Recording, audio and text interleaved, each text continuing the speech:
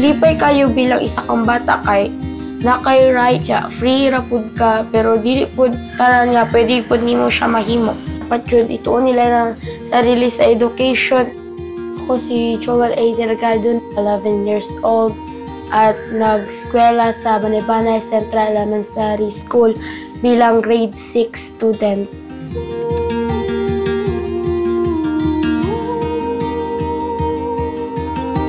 And noong hindi pa kami 4-piece ay lisod jud kay mo kinabuhi ato kay say wala mi makaon, wala mi bugas. Lisod jud kayo mi kay primero pa man among pagkiningkuan, pag pangabuhi.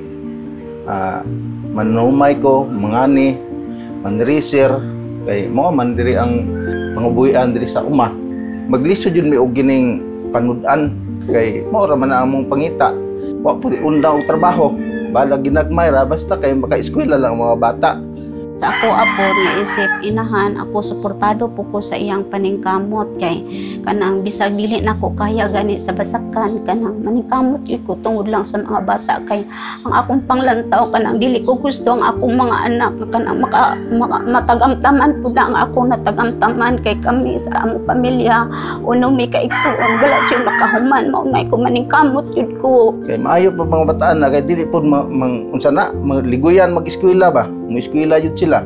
Ang atong kiningkuan pagsuporta sila ha murag malipay pud ta basig tan-aw siya nga siging eskwela mao man na atong tuyo nga ang atong anak makalampos jud. Naningkamot jud ko gikan atong kinder anto na grade 6 ko naabot ako to mga achievement. Mo jud ko ginahimo nga goal nga nga human ko eskwela. Makita ko nga trabaho para bangan ako o pamilya.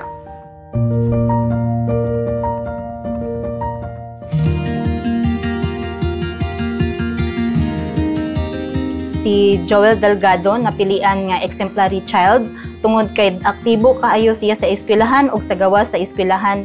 Makita nimo sa iyaha nga siya mismo naningkamot og naa siya barungganan.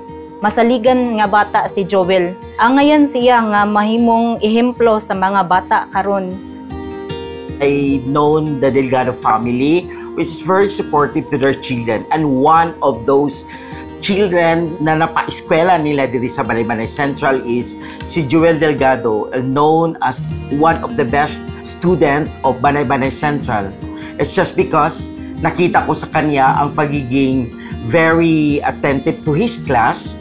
And then when it comes to the leadership sa kanyang mga kaklase, talagang Joel Delgado can lead students nga, and during noon time, yung mga kaklase niya na hindi gaano marunong bumasa, kinukuha niya yon for some pair teaching and reading, no? Kumbaga, tinutulungan niya ang bata para magbasa. Exemplary child si Joel. Tungod kay gawas sa achievement niya sa community o eskwelahan, himsog siya nga bata. Pagkadungog na ko ani nga nahimong exemplary student ning Joel Delgado, wa na ko natingala. Daan na gini siya nga ilado nga may utok ba, bright. Mahimo po ni siyang example na kaning pamilya dili gid babag, dili rason ang kapobrehon. Kamawad-an na tagpag-asa nga porket ingani lang ato estado sa kinabuhi, di na nato tagahan og tsansa nga natay mga anak nga atong paskwelahon, no?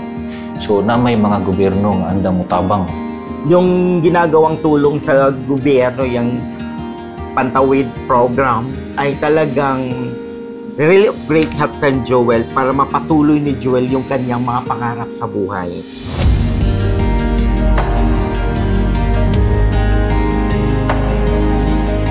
Ang kaning purpose kanang dako ang akong pasalamat kay kanang makasuportar na gyud mi si ang panginahanglan si ang pag-eskwela, labi na katong press release namo na pamalit sa iyang mga kalamiton sa eskwelahan, sa iyang tanong-tanan gamit nya kanang makuanan niya, ma-provide na namo kung unsa iyang gusto nga kanang paliton.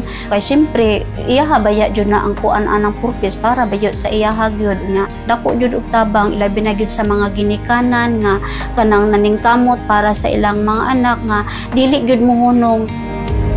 Nalipay pud ko kay nang 4-piece nga tabang sa mo ang mga wala jud ni sulod jud sa ko panguna-una nga nanay mo tabang sa ko di na ako mag-worry ako mga panayhanan sa school makapalit na ko makapass na ko.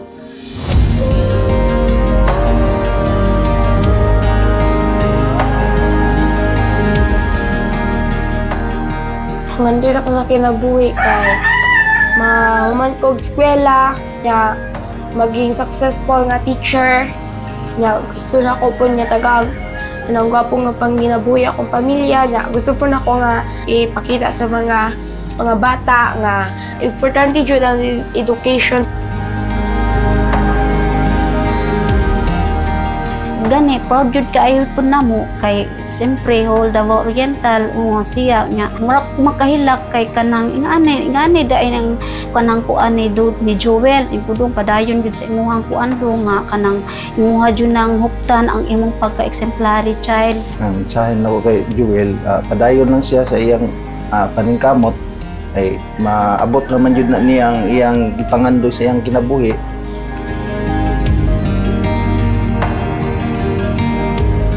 Para sa akong kapwa mga bata nga magtarong jud og eskwela, di ta muundang sag unsa pa nakalisod ning kamot lang jud ta. Daghang salamat sa DSWD og sa 4-piece.